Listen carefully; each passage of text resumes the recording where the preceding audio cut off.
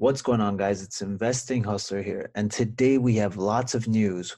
We have news on Canopy earnings coming late today. We have news about marijuana beverages coming soon, which companies to keep an eye out. Lots and lots of news.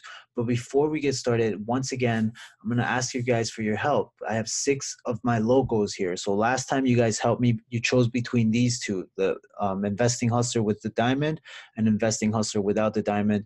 And from the votes so far, the biggest winner was this one right here. I love this logo, but me and one of my subscribers, we've been working on a few logos, and we've come up with a couple. I love the color black. I always wear black, so I came out with a couple. Well, he's the one that's doing all the hard work, so thank you to him. One of these days, I am going to shout him out when he has something that he wants me to shout out of his. But for now, I need your guys' help. So this one is 1. This one is 2. The one without the logo right here, all black, is 3, 4, 5, 6. So I have 6 logos. I want you guys to help me out. Choose between 1 and 6. Just on the comment section, give me a number, 1, 2, 3, 4, 5, or 6. Let me know which one is you like better. If you want to tell me why or why not you like this one, let me know. So far, my favorite one is personally this one, number 4. Or I also like number 5, which is a little more simple without the diamond. I don't know why I like number 4. So I like number 4 or number 2. Let me know what you guys think, which number is better, which logo is better. But for now, we're going to look at the postmark. Since I'm on Apple, I'm just going to look at Apple real quick. Right now, Apple is negative 0.28% in the post market, down 47 cents. We're going to look at the pod stocks in the post market real quick. So Aurora Cannabis is currently down 6 cents in the post market. So it's not looking good for Aurora. It seems like we're having a few red days in a row. Let's see if this trend continues in the rest of the sector. Right now, Tilray is down 2 cents, down 0.03%. Canopy growth is currently down 52 cents, down 1.13%. Aphria is currently down. Actually, Aphria is even right now in the post market. Hexo is currently down 5 cents in the post market, down 0.83%. Khiron is currently down 10 cents in the post market. So it is not looking good in the post market right now in the marijuana sector, and it is 4:44 p.m.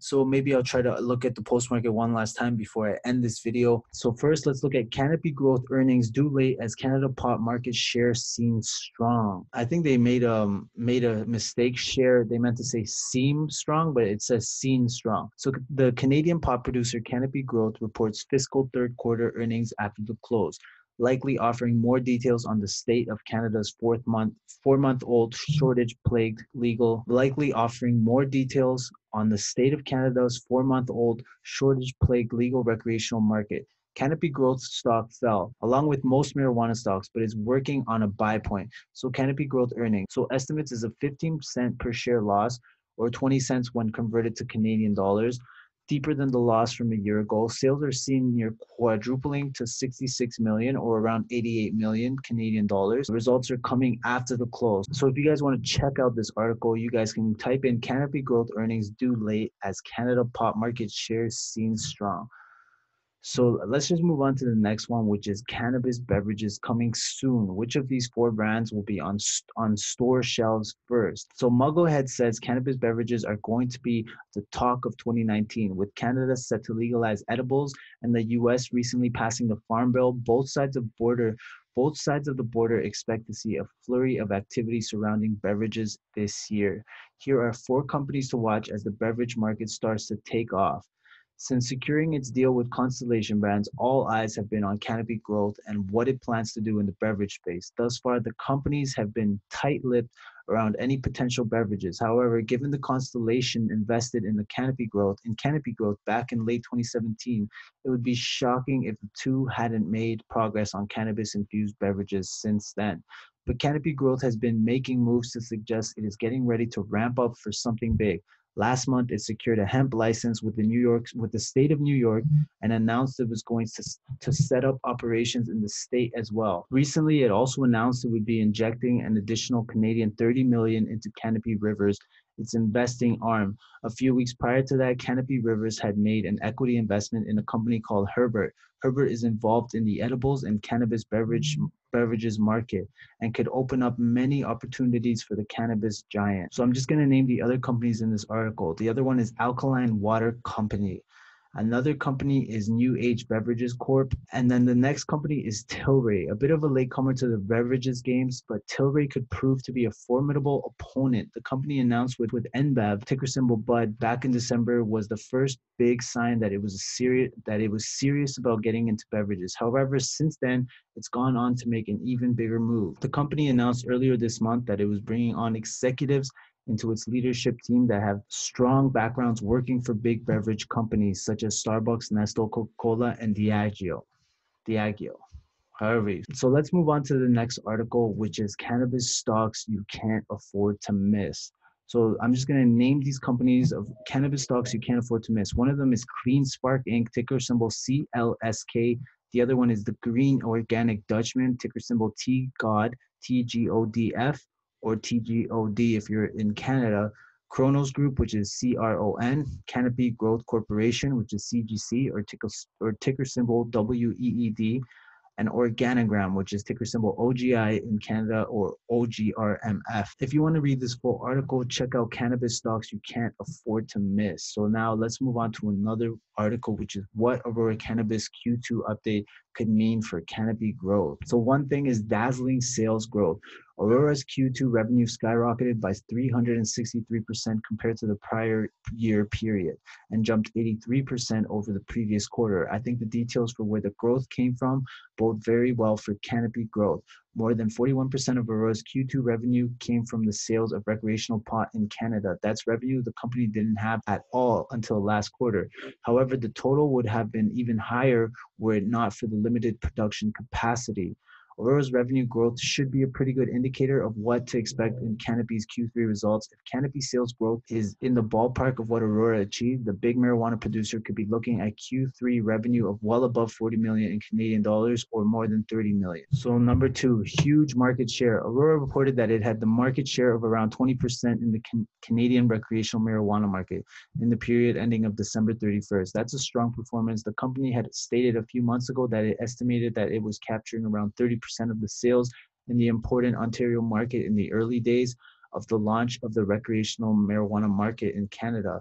It's likely that Canopy Growth will report an even larger market share than Aurora. The company secured bigger supply agreements with Canadian provinces than any of its rivals. Canopy could be on track to grab 30 to 40% of the Canadian market. Number three, potentially weak international growth. So on the area of concern for Aurora Cannabis in the second quarter was its anemic international sales growth. The company's European cannabis sales grew only 1.8% over the previous quarter. This weakness could hint a similar issue for Canopy Growth.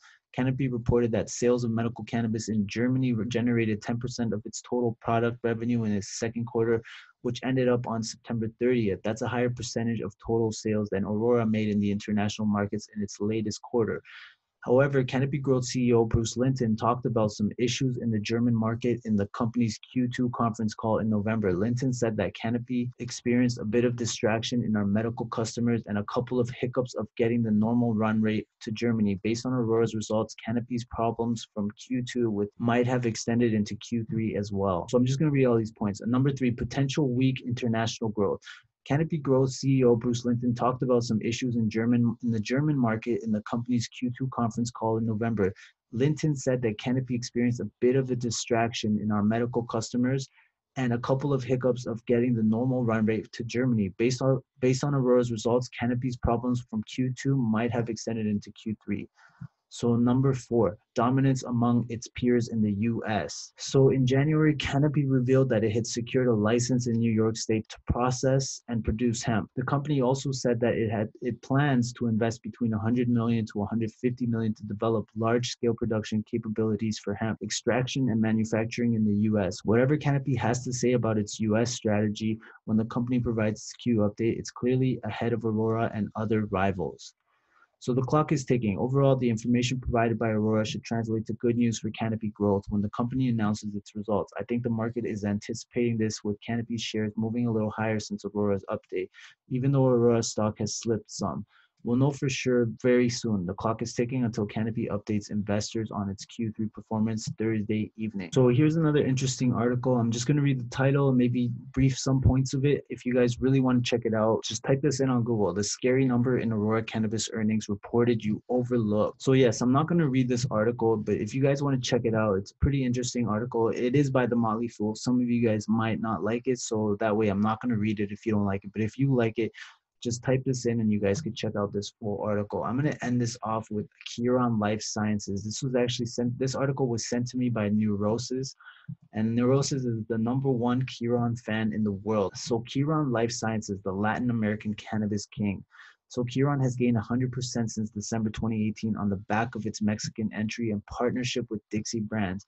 Kiran is well positioned to take advantage of the Mexican legalization due to its director Vincent Fox and former Mexican president. Kiran is inexpensive and holds important strategic value to potential acquirers looking to get into the Latin American Mexican market. So I'm just going to go on the conclusion of Kiran. As investors look for the next multi-bagger opportunity in the cannabis space, we think Kiran should have a place in your portfolio due to its solid positioning in Latin America and strategic value to potential acquirers. Its partnership with Dixie is a game changer as it enters the US market, targeting the Hispanic population. Compared to some of the biggest names such as Canopy, Aurora, or Aphria, Kiran deserves more attention. We believe that the easy money has made, I guess they meant to say, we believe in the easy money has been made in Canadian cannabis space after 2016-2018 bull market, and investors should increase exposure to newer markets, including the US and Mexico, where the next multi-bagger opportunities will most likely come from.